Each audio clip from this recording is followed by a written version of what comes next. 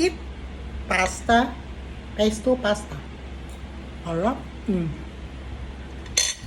So, natin pakulo yung ating pasta dito sa ating chicken. Na yung ating chicken, so atin nang ilagkas. Atin nang tanggalin. Ating pasta, atin nang i-drain. Drain yung ating pasta. Tayo magluto ng ating healthy pasta. Ang ginamit ko po is olive oil. Ating bawang.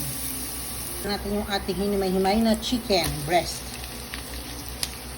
Muna natin, na ng konti yung ating chicken. Lagay na natin yung butter.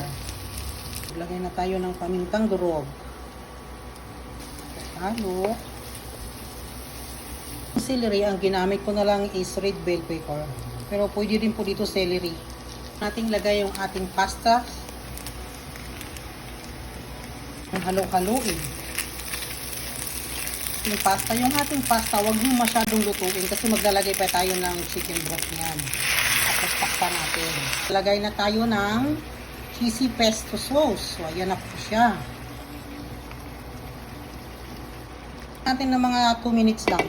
1 minute. So, ayan na po yung ating pasta. So, maglagay na tayo ng parmesan cheese dyan at yung ating cashew nuts ibabaw. Ito ng parmesan cheese.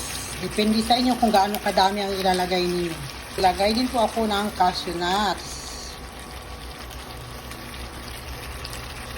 Po kasimple at ganun lang kadali gumawa ng healthy pasta pesto. Thanks for watching. Ito po yung ating pasta pesto. So, ayan po. Thanks for watching. See you on my next vlog.